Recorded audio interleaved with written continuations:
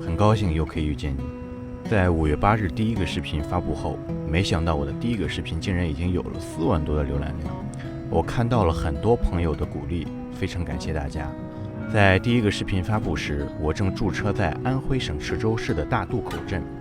考虑到增强隐私性和尽可能减少太阳照射所产生的热量，我就在镇子上的一家汽车美容店里给车子贴了膜，顺便又在旁边的汽修厂更换了前轮的轴承。5月11日的上午，我开着大金杯继续我的旅程。大渡口镇紧邻长江，因为我想体验一下长江的轮渡，所以我就放弃走高速的长江大桥。现在来到渡口坐轮渡，下一班是11点，现在是10点40，我还要再等20分钟。走喽，回车上喽。轮渡每隔1小时发一班，大约11点钟的时候，轮渡靠港。我开着大金杯上了轮渡，停好车后，我兴冲冲地爬到2层的甲板。虽然之前曾多次在高速上跨过长江，但直到站在轮渡的甲板上，亲眼看着长江上来来往往的巨型货轮，我才真正的感受到了这条划分了中国南北方的巨轮。轮渡跨江的速度并不慢，约莫10来分钟，轮渡便抵达了长江对面安庆市的码头。我开着大金杯继续沿着318国道西行。今天的旅程，我将穿过大别山脉，出皖入赣。在国道边找了个小餐馆吃饭，吃完饭以后，有床的好处就出来了，这不就美美躺到床上睡觉喽。过了安庆市西北方向的浅山市后，我便逐渐进入了蜿蜒的山区道路。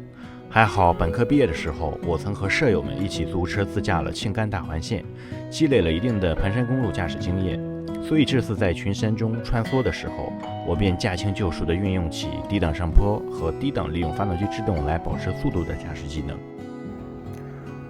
我现在到了天柱山，然后我沿着318国道一路从山上先上去，然后又下来。现在我停在了路边，这边风景还挺好看的。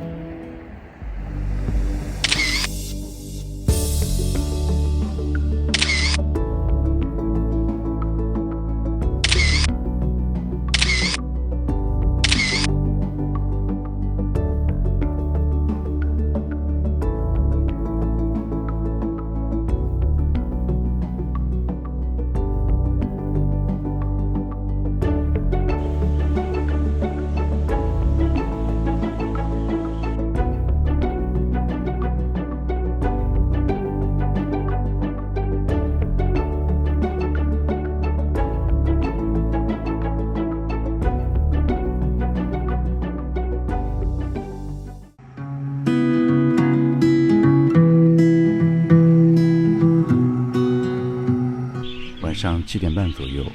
开了近1天的盘山公路后，我抵达了今天的目的地——湖北省黄冈市英山县。随便找了个农家乐吃了晚饭，然后找了一个比较安静的地方驻车睡觉，打算明天前往几十公里外的罗田县，找一个景色还不错的地方，给大家录一下在第一个视频中大家比较好奇的一些问题。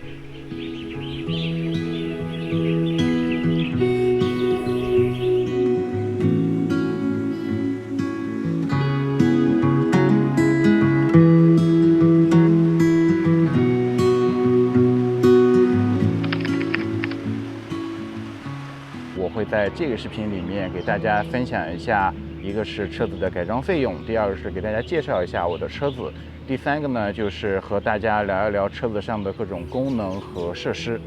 和大家分享一下这个大金杯的购买时候的故事和它的一个情况吧。这个大金杯当时在买的时候呢，因为我还没有完全正式的离职，所以说我没有太多的时间，并且我对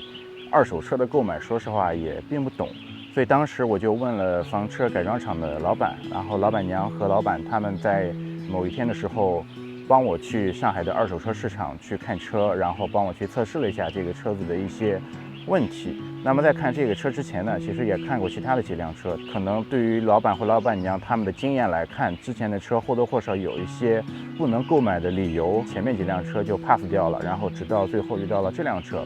这辆车的价格呢是12000，车价大约应该是11000出头，然后剩下的钱就是给那个车管所旁边的热心市民的这个劳务费啊，这个大家应该都明白。所以说打包下来呢，车过户到我的身上是花了12000块钱。我在第一个视频里面的时候提到说，这个车8、9年了，然后跑了8万多公里。有很多朋友说这个车的状态绝对不仅仅是8万多公里。其实说实话，我是有这个心理预期的，因为其实我的理由和大家都一样，这么一台拉货的车，对吧？原车主肯定不会像轿车一样对它这么爱护，也不会把它各种方面保养的都特别的整备。但是目前从我跑的这小半个月的时间来看，我感觉还是 OK 的。因为我在高速上面，说实话也跑的不多啊，主要是从杭州回山东，山东到安徽的时候是跑了高速。我在高速上面基本就跑到90迈、100迈左右。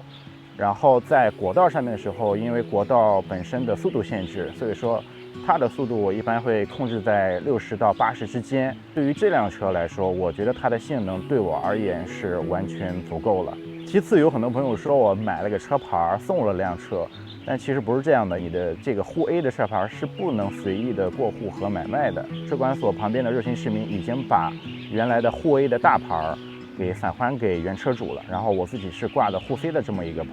沪 C 在上海车牌界里面是最没有地位的那一个，就是它不能进上海市区，但是对我而言无所谓，因为我不进上海市区，我挂完牌以后我就出来了，所以说这个牌照能不能进上海市区对我来说影响说实话并不大。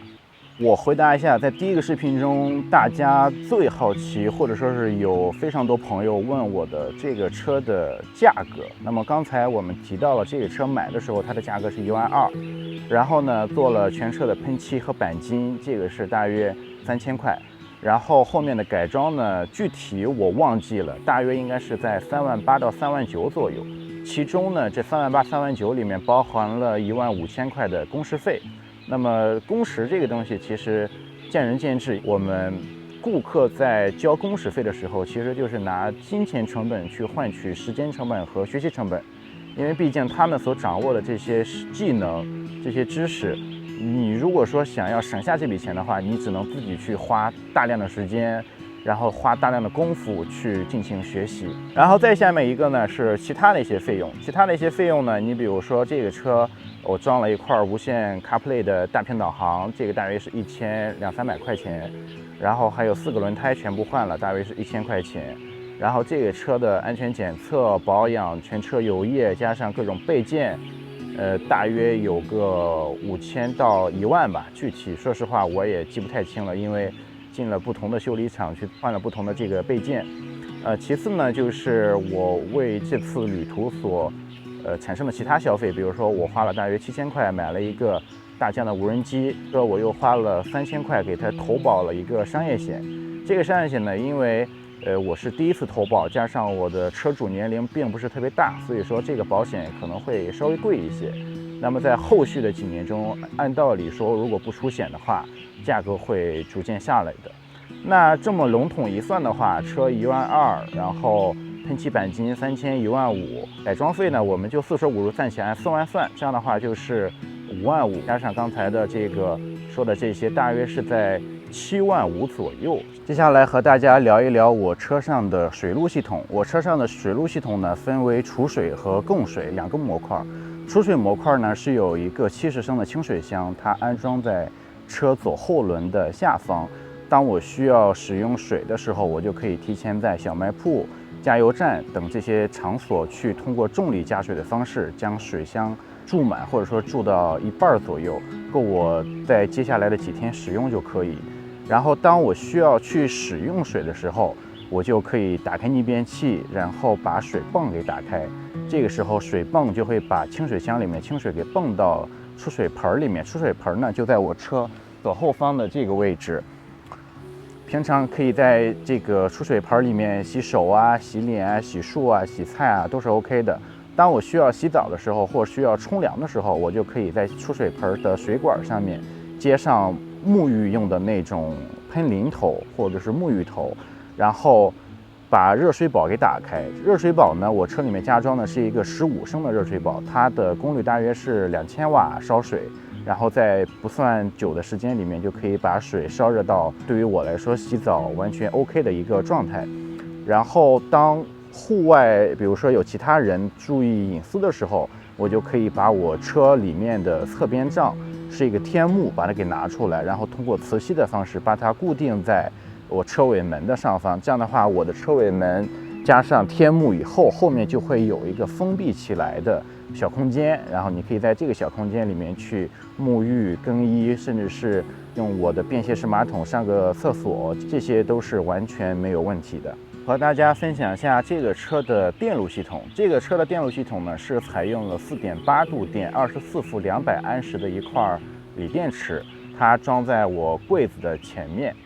然后这块电池呢，它还有一个3000瓦的逆变器，让它可以在打开逆变器的过程中使用220伏的家用电器，只要总功率加起来不超过理论上3000瓦，但其实实际中应该是不超过2500-600瓦，因为要给它留一定的冗余，不能让它完全顶着3000瓦的功率去使用。然后关于这块电池的供能方式呢，我是有3种供能方式。第一种呢就是行车充电，行车充电呢，它是可以把车子在运行的时候，就是发动机带动这个发电机产生的电量，它不仅仅是供给原车来点火的这块电瓶，还可以给我的锂电池进行供电。它的功率呢大概是550瓦。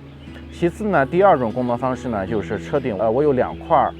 200瓦的太阳能板，就总发电功率是400瓦。400瓦的太阳能板呢，在这种平原地区呢，如果阳光好的时候，它的发电呢大约是能够到260-270瓦。当然，如果是阴天啊、下雨天这种阳光并不好的时候，那它的发电功率就只有几十瓦。第三种的供能方式呢，就是市电接口。市电接口里，简单来说就是，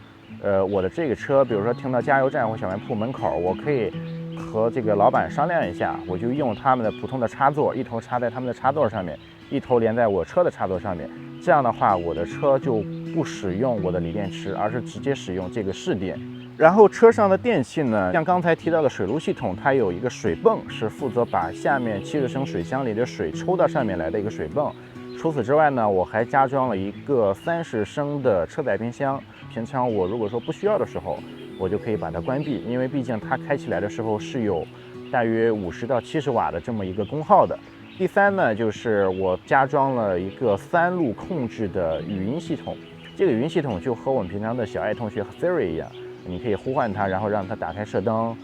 它就会把我车里面的4个灯给打开，让它打开排风扇，那么我车中间的这个风扇就会打开，或者说让它打开出水，那么它就会把水泵的供电给打开。经过我这10天左右的一个使用，其实我觉得目前的这个4.8度的电池对我而言是绰绰有余，因为我生活中其实没有太大的用电需求。你比如说做饭之类的，我是买了炉头和高原的气罐，就是我是用燃气来进行烹饪。在国道附近的时候，因为小餐馆特别多，所以说我也就懒得自己做饭，直接下馆子去吃那个快餐了。除此之外呢，喝水，因为喝水对我来说，我的生活习惯是我喜欢喝凉水，所以说在夏天的时候，这个水的温度不需要加热，对我而言是喝起来最舒服的。其他呢，就是我的各种电子设备的充电，比如说我的电脑、无人机、降样机、稳定器，还有大大小小的其他的电子设备，这些其实功率都不大啊，小的也就几瓦、10几瓦、几十瓦，大的呢也就像电脑这种100瓦左右。所以说这一块4.8度的电池，按照我现在的使用方式，我感觉能够让我在没有任何能源供给的情况下去使用3到5天这么一个时间状态。在这个车的车顶呢，我是加了一个车顶架，按照法律规定呢，你是不能超过30公分的，所以说我的车顶的这个行李架也就15到20公分左右，具体我忘了。这个车顶行李架呢，前半部分我是铺了实木板，可以做一个小的露台，比如说空气或者是环境好的时候可以躺在上面，也可以像我现在这样坐在上面，或者说是拿出我的相机在上面搭个三脚架去拍东西，这些都是没问题的。后边呢就是一个可以升降的400瓦的太阳能板。这是我的驾驶舱，我更换了新的金属挡把、大屏和遮阳板等一些比较破旧的原车件，除此以外，其他的基本保持了原样。副驾驶我放置了相机、无人机等数码设备，变成了我的设备舱。在遇到一些好看的风景时，可以比较方便地拿取设备进行拍摄。这是我的生活舱，主要由可以变换的座椅和柜子组成，它可以在行车和驻车两种状态中进行切换。行车前，我会把床恢复成3联座椅状态，拿出安全带，拉开车窗帘，放置与收纳好各种小物件来保证行车的安全。在驻车时，我则将上面的流程反之，就可以变成睡眠状态。在前面提到的电池、逆变器、冰箱、出水盆、热水宝等都基本安装在座椅左侧的柜子中。其他柜子我基本也都安装了线式或磁吸式固定器，防止在行车时因为转弯、刹车等导致柜门开启。这是我的充电仓，我可以在上面看到我水箱的水量。在打开柜门以后，我可以对我的电子设备进行快速的充电和查看目前车子电池的一个使用状态，同时也可以放置我各种数码设备的充电线。这是一块活动桌板，它的作用是在我切换为行车状态时，即使因为座椅后拉导致离前方的柜子比较远，也可以比较舒服地通过活动式的桌板来使用桌面。它可以比较方便地根据我的坐姿和位置进行调整，不使用时也可以快速地将它进行固定式的收纳。我购买了强磁式的金属挂钩，它可以随意吸附在车内的任意金属位置。不过为了行车安全，我用它收纳一些比较轻的物品。另外，我还安装了一个小米的温湿度计，它可以帮助我实时地查看车内的温度和湿度。在车尾左后方出水盆的下方，便是我的抽拉式桌台，这也就是我的烹饪区。在户外，如果我想烹饪时，只需要按压滑轨的按钮，便可以比较轻松地将它抽出。在完全展开状态下，它拥有2个桌板，可以分别用来切菜和做菜。一个大的收纳空间被我用来收纳炉头、锅具等比较大的物件，同时里面还有一个比较小的收纳空间，可以用来放置油盐酱醋等调味品。